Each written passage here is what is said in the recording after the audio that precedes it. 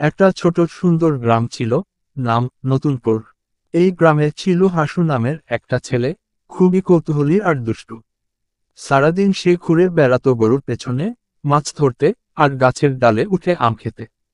একদিন দাদি তাকে ডেকে বলল, দাদি, হাসু, শুধু খেলাধুলা করলে হবে না, গ্রামের মানুষ কিভাবে বাঁচে তা জানতে হবে।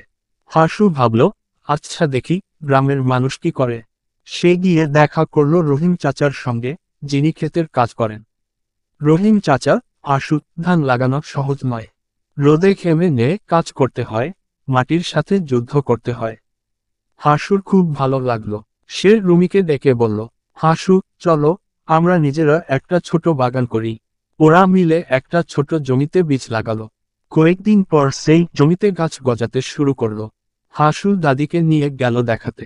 দাদি হাসি দিয়ে বলল, মাটি যাকে ভালোবাসে তাকে ফসল উপহার দেয়।